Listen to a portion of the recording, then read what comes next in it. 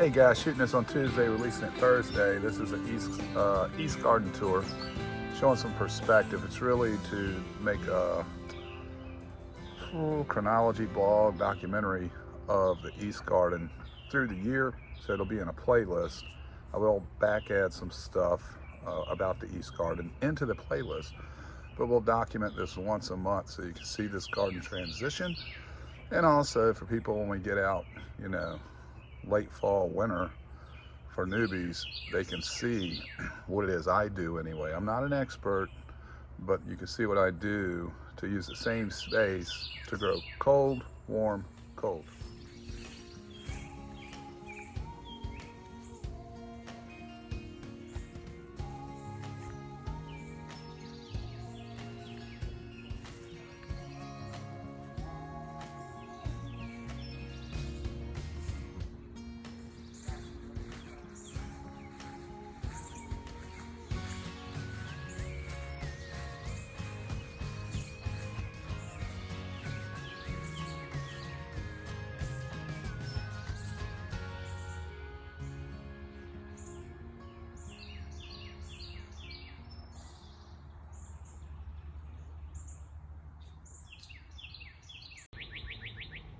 All right, guys, over there is the grapevine on the far west fence. That will be a converted fruit zone eventually, possibly strawberries in the foreground there, and a plum tree where the basketball hoop is. Over there is the so-called West Garden with a west bed, herb garden, and behind it is the North Trench. And then we come over here to the East Garden, which is today's subject, how to use a small space to grow both cool and warm season. Reminder, this is Zone 7B down in central North Carolina. So you can see right here, there's some Swiss chard that was put in back in March.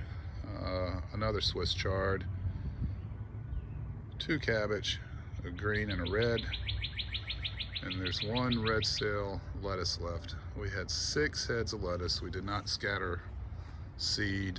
We actually grew 6 heads. That's the last one left. This is May 12th. Still have the cabbage and Swiss chard rolling. This Swiss chard will be transplanted to that spot, so that right here, roughly where it's at, I can put in another hill for crookneck squash. Over here, that was a row running perpendicular to the red path you see of radish out to about where the cabbage is. That's now a hill, and you can see a couple of zucchinis popping in. Behind that red sail, those are mild peppers that includes sweet banana, Big Bertha, and then the last 3 in the back are Cubanelles. The back side, these are sweet Texas onions. See, they're starting to ball up real well. Loads of volunteers in here of tomatoes. Some transplanted, some right where they came up, like the one that's staked. Yeah, you got some bush cucumber coming in from last year. This is kind of a volunteer zone. Lots of peppers, which I'll thin out later. And then on the back side of that, it's more radish. You get 5 more foot of radish there, so 7 foot total. And then where you don't see any height, down on the ground, is where we put in beet seed, and they are coming in. There's about 18 of them in. So you can see the beets there. 4 square tomato bed in a bed. All right. So on the back side you have Cherokee to your right. On the left are celebrities. And there's seed in the ground. Some parsley and some basil coming in. which really is for the tomatoes more than anything. Of course, you can still use it. And then over here are hot peppers. Separated them from the mild peppers or the sweet peppers, and left this path to get through. So May 12th, you can see we're transitioning from cool season crop into the warm season. Tomatoes are doing well. Most of the peppers are doing well. And the onions are doing their thing. The radish are doing their thing. Everything's coming along well. And then on the east garden, it has its own north trench. That was finished recently. You can watch a video on this. This is not exactly what you want to do with okra. You can go watch the video. But for this video, the reason the okra is on the north is because they're going to get up 4 to 6 foot. And so anytime for newbies, you're setting a garden up, you want your tall stuff on the north side, okay, so that it doesn't shade items. Unless you're actually trying to grow it to shade stuff to keep it rolling. We'll probably mix in some eggplant in there, but that's a good example. You don't want to shade eggplant.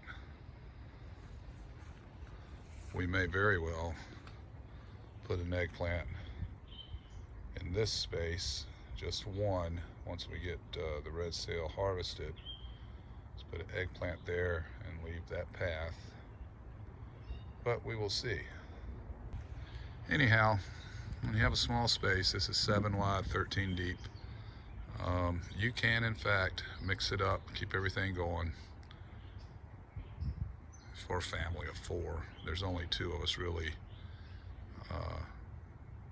that are eating off of this for the most part, but this would be enough space for a family of 4. Well, there it is. That's East Garden on the May 12th. It'll be in a playlist. You can go to the back side, look at coming up to this point. We'll make it once a month as we go through the season. You can see how I'll go from how I'll go from cold to warm to cold. 3 seasons, 1 space.